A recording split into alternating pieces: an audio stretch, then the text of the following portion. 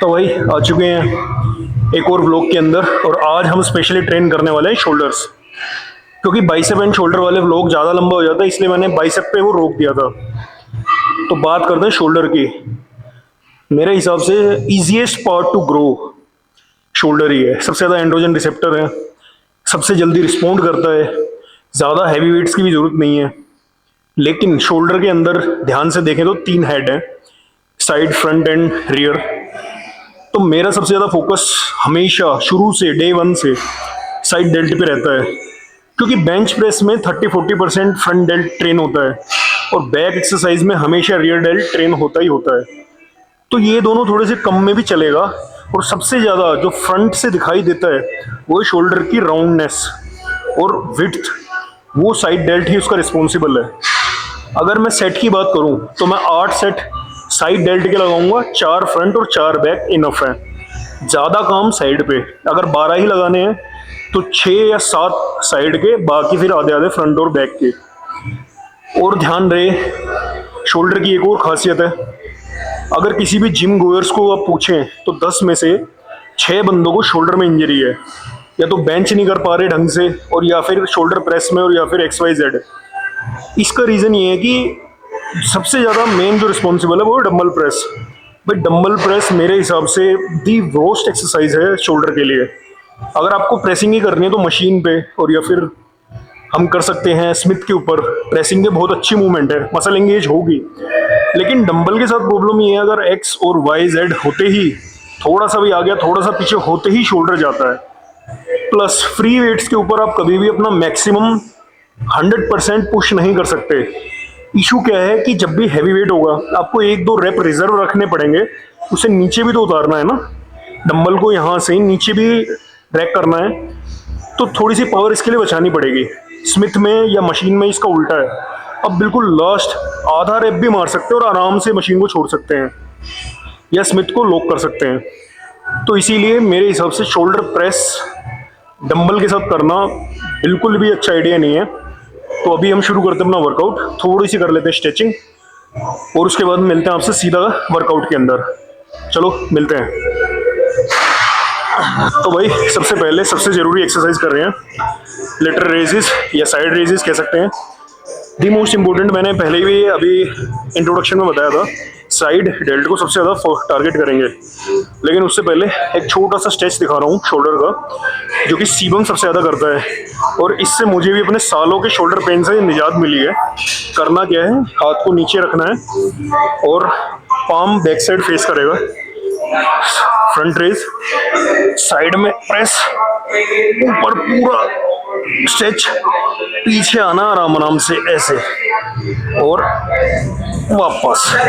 Perfect. ऐसे एक बार यहाँ से करेंगे, इस साइड पूरा ऊपर और पीछे आराम से, ऐसे 5 से 7 रैप दोनों हाथों में, बहुत बढ़िया है। मैं कर चुका हूँ, आपको दिखाने के लिए था। चलो स्टार्ट करते हैं अपना पहला सेट।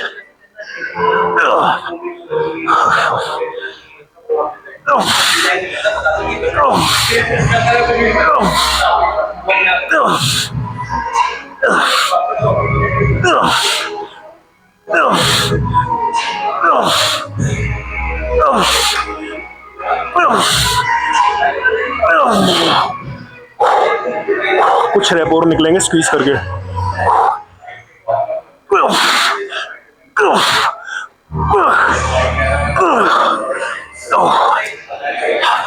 तो भाई सबसे इम्पोर्टेंट पार्ट क्या है, बहुत सारे लोग आपको दिखेंगे ये कहते हुए कि हाथ को ना बिल्कुल पास नहीं लाना, यहीं तक रोकना है, इससे मसल टेंशन ज़्यादा देर तक रहेगी, और या फिर सुपर सेट्स हैं। लेकिन भाई मेरे हिसाब से इंटरमीडिएट लेवल तक और यहाँ तक कि एडवांस के भी निचले लेवल तक सिर्फ रैपो को हार्ड लगाना ही कंपलसरी है। अगर आप फुल फेलियर पे जा रहे हो तो बाकी किसी चीज़ का इतना मायने ही नहीं रखता है। सुपर सेट है या फिर रेंज ऑफ मोशन है या टाइम अंडर टेंशन है। कितने सारे एथलीट हैं, जे कटलर है, आर्नोल्ड है, भाई कोई फॉर्म ही नहीं थी, सीधा क्रश करने से मतलब है। अगर आप हाइपरट्रोफी के लिए ट्रेन कर रहे हो, लाइटर वेट्स हैं, आपका 1 रैप मैक्सिमम नहीं है, तो इंजर्ड होने के इतने चांसेस नहीं है। चलो अगले सेट में मिलते हैं। तो चलो भाई लगा दो अपना सेकंड सेट, और ध्यान रहे बिल्कुल एंड तक पुश करेंगे जितना हो सके, और आखिरी में पार्शल्स लगाएंगे। तो चलो स्टार्ट करते हैं।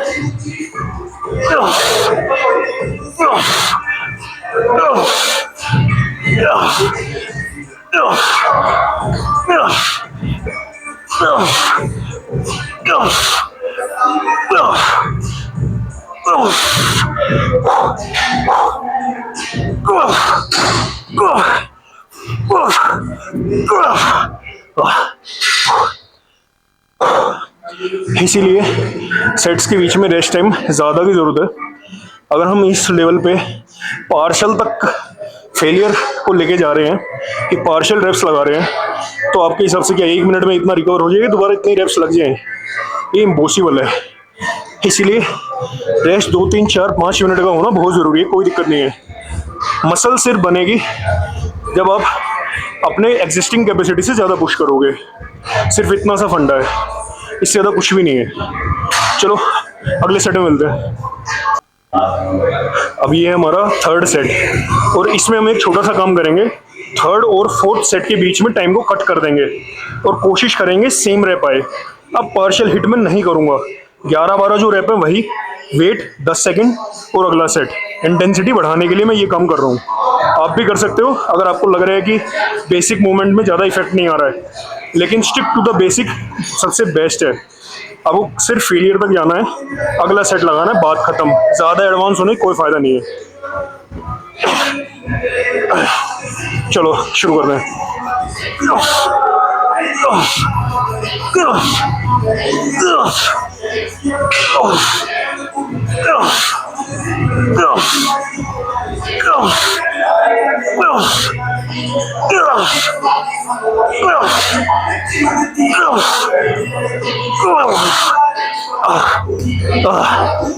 तेरह रैप है, थोड़ा सा गैप लेके दोबारा 13 हिट करने की कोशिश करेंगे। 8 से 10 आए तो बहुत बढ़िया है, 10 के ऊपर निकल जाए तो बेस्ट है भाई। इसका मतलब अच्छे से ट्रेन हो रही है, कोई दिक्कत नहीं है। बस 30 सेकंड और।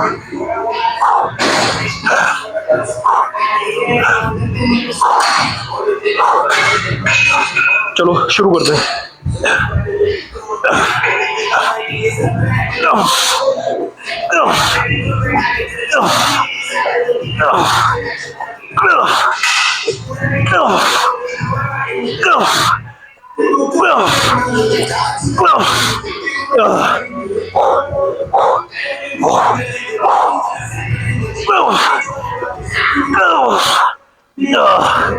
लिमिट 11 है, 13 और 11।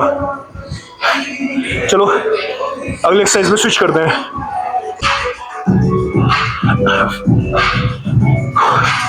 तो भाई अपनी सेकंड एक्सरसाइज के ऊपर आ गए हैं। अभी हम करेंगे केबल से।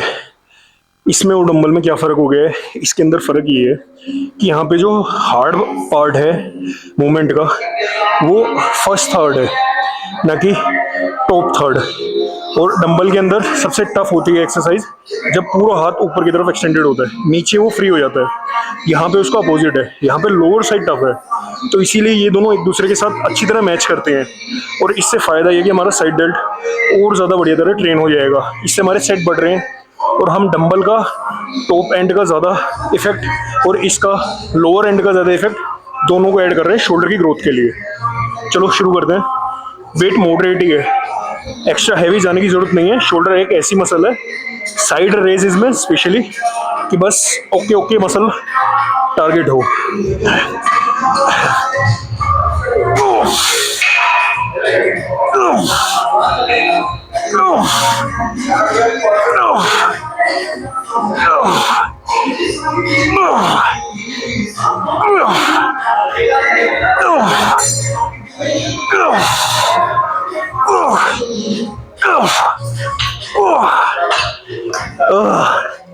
और पुल्ले की लोकेशन है मेरे हाथ के सामने। इसे ज़्यादा नीचे रखोगे फिर ये वही डंबल वाली कहानी हो जाएगी कि लोअर थर्ड में इजी हो जाएगा। इसे सीधे खड़े होगे अपने हाथ की ऊंचाई पे रखना है। चलो दूसरे हाथ से करते हैं। अब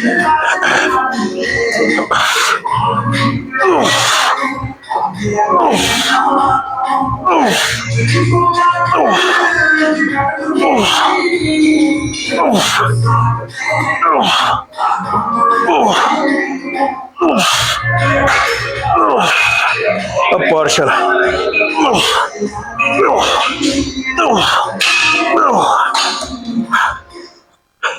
ये पार्शल बहुत ज्यादा इफेक्ट डालते हैं सेट के अंदर।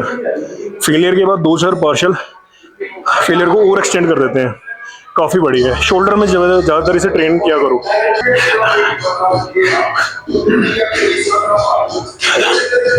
तो भाई ये हमारा सेकंड सेट, और मैं दो ही सेट दिखाऊंगा ताकि व्लॉग ज़्यादा लंबा ना हो। इसके बाद हम एक्सरसाइज चेंज करेंगे। मैं इसके दो सेट और लगाऊंगा, लेकिन मेरा काम है ज़्यादा से ज़्यादा इन्फॉर्मेशन को देना छोटे व्लॉग्स के अंदर। तो ज़्यादातर मैं इसकी बातें आपको बता ही चुका हूँ। अगली एक्सरसाइज चेंज करेंगे फिर जब बात करेंगे इस सेट के बाद। चलो।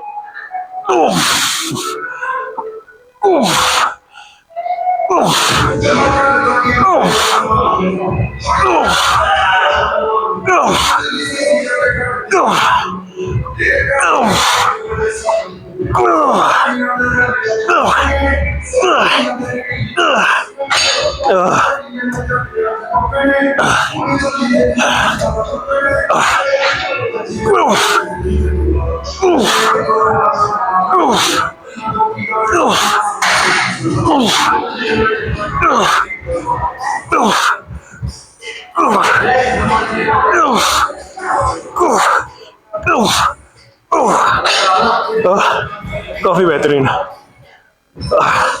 अभी मैं दो सेट और करता हूँ, आपसे अगली एक्सरसाइज में मिलता हूँ।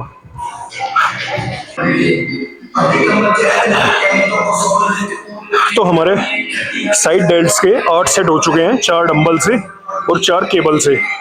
अब हम थोड़ा सा फ्रंट डेल्ट को एंगेज करेंगे। एक एक्सरसाइज तो मैं अभी कर रहा हूँ, इसके बाद मैं रियर को करूँगा और आखिरी फ्रंट डेल्ट की एक्सरसाइज मैं लास्ट में करूँगा। तो अभी मैं कर रहा हूँ फ्रंट रेजेस। पुली वहीं पे है जहाँ पे साइड रेजेस में थी, थोड़ा सा ऊपर। अगर मैं ज़्यादा नीचे रखूँगा तो फिर वही डंबल वाली कहानी है, लोअर पॉइंट पे लोड नहीं रहेगा। तो मैं हैंडल मैंने लगा रखा है, उसी को लंबा कर लिया है। अब मैं शुरू कर रहा हूँ, थोड़ा सा आगे होके स्ट्रेच पोजीशन में से रोक लिया है, एक कदम में आगे हूँ और अब सामने। मैं केबल को सीधा लिफ्ट नहीं कर रहा हूँ, मैं हल्का सा अंदर लिफ्ट कर रहा हूँ, ये ध्यान रखे, हल्का सा अंदर लिफ्ट। ये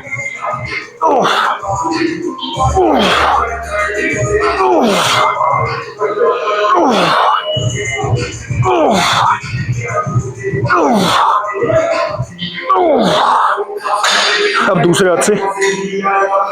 बॉडी बिल्डर बनना है तो अपने ईगो को गेट पे छोड़ के आना।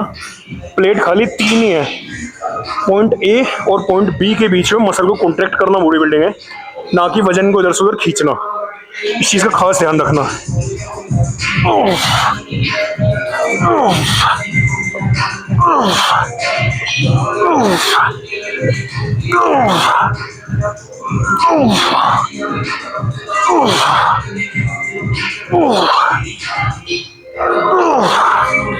बढ़िया, बहुत ही बढ़िया। और ईगो वाली बात मैंने इसलिए ऐड करी है, शोल्डर इंजर्ड ही ईगो की वजह से होता है भाई। अगर ठीक ठाक मॉडरेट वेट है और उससे बढ़िया हार्ड रेप्स लग रहे हैं, इंजरी के बहुत कम चांस हैं। इंजरी होती ही जब है जब हम एक्स्ट्रा पुश करें, वेट ज़्यादा लगा लिया, फिर रेप निकालने की कोशिश हो रही है, फ्री वेट्स हैं, तो वहाँ पे इंजरी होगी होगी। चलो मिलता है अगले सेट में। तो ये हमारा फ्रंट रेज का सेकंड सेट। इसके बाद हम अपनी एक्सरसाइज चेंज करेंगे और रियर के ऊपर फोकस करेंगे। तो चलो लगाते हैं सेट फटाफट से।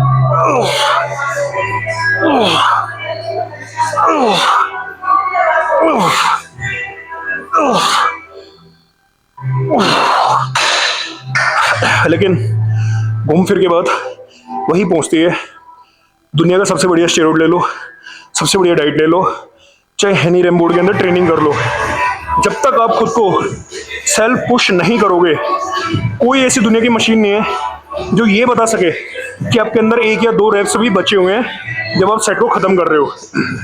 यही कारण है सबसे ज़्यादा फेलियर बॉडी बिल्डिंग में ही है, क्योंकि आप कह ही नहीं सकते कि मेरे अंदर 1 रेप की ओर जाना है, यानी ये आपके ऊपर डिपेंड करता है। और जब तक आप पुश नहीं करोगे, जब तक ना स्टेरॉइड हेल्प करेगा, ना हेनी रेमबोर्ड हेल्प कर सकता, और ना ही आपकी डाइट रिकवरी हेल्प कर सकती। सबसे पहला काम ट्रेनिंग है और फेलियर तक पुश करना। चलो अगले एक्सरसाइज में मिलते हैं, मैं 2 सेट और लगा लेता हूँ फटाफट। तो भाई अब हम रियर डेल्ट का काम शुरू कर रहे हैं। 2 एक्सरसाइज करेंगे, एक रिवर्स पैक डेक पे और एक यहाँ केबल पे। यहाँ केबल पे करने का एक स्पेसिफिक रीज़न ये है कि यहाँ पे रेंज ऑफ मोशन ज़्यादा मिलेगा। पैक डेक में सिर्फ 90 डिग्री आके हम स्ट्रेच करते हैं, यहाँ पे हम बियॉन्ड 90 जा सकते हैं। तो ये जो एक्स्ट्रा मोशन है ना, ये काफ़ी हेल्पफुल है। तो चलो लगाते हैं अपना पहला सेट।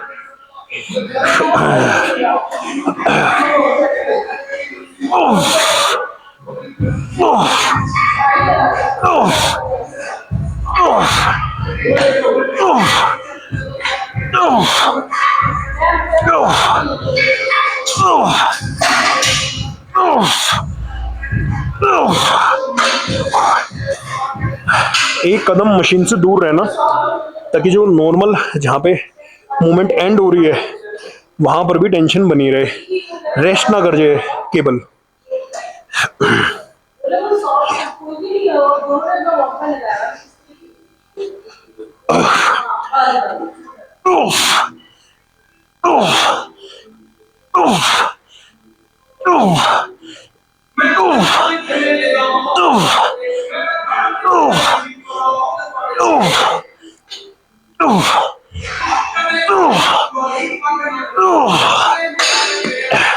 तो भाई काफ़ी बेहतरीन स्क्वीज, काफ़ी बेहतरीन सेट। मैं इसके भी 4 लगाऊंगा। ब्लॉग को लंबा ना करने के लिए एक ही दिखा रहा हूँ, इसके बाद अगली एक्सरसाइज पे शिफ्ट स्विच करेंगे। अब हम तब मिलेंगे, लेकिन ध्यान रहे शोल्डर को इसी पैटर्न में ट्रेन करने से मैक्सिमम राउंडनेस और 3D लुक आएगी। तो कोशिश करना जैसे मैं कर रहा हूँ वैसे ही करते जाना, और फिर बताना कि कैसा रिजल्ट है। तो भाई अब हम अपने सेकंड लास्ट एक्सरसाइज पे आ चुके हैं। अब करेंगे हम रिवर्स पैक डेक फ्लाइज। इसके अंदर मैं मोटी मोटी बात बता देता हूँ कि हमें अपनी सिटिंग पोजीशन ऐसी रखनी है कि हाथ शोल्डर लेवल पे ना चले, शोल्डर से थोड़ा नीचे चले। यहाँ पर ये स्वीट स्पॉट है, ये सबसे ज़्यादा एंगेज करेगा रियर डेल्ट को।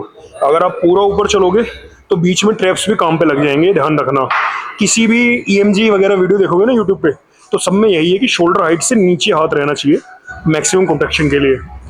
मैं एक सेट दिखाता हूँ, मैं 4 करूँगा, उसके बाद मैं स्विच करूँगा। मैं चाहता हूँ कि वो लोग ज़्यादा लंबा ना हो, सेट चलते रहेंगे, मेन जानकारी आपको पहले दे दूँ। तो चलो दिखाता हूँ मैं। अभी मैं सिटिंग पोजीशन पे आके ये मैंने हैंडल ग्रैब कर लिए, और अब मेरे हाथ मेरे शोल्डर से नीचे रहेंगे। ये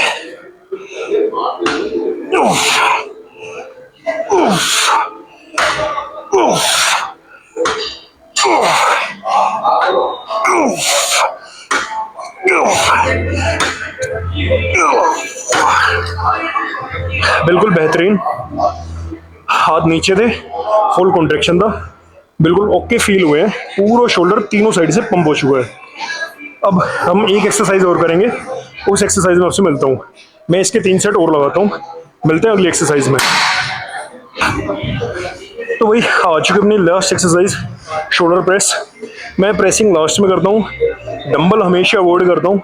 डंबल का मतलब है इंजरी, ये ध्यान रखना भाई। मैं बिल्कुल रिकमेंड नहीं करूँगा, या तो स्मिथ और या फिर मशीन। और इसमें भी मैं अंदर वाली ग्रिप को पकड़ रहा हूँ शोल्डर डिस्कम्फर्ट से बचने के लिए। अगर बाहर से लूँगा तो वही डिस्कम्फर्ट वाला जो पुराना पेन है वही उखड़ के आएगा। तो चलो लगाते हैं अपना आखिरी एक्सरसाइज को।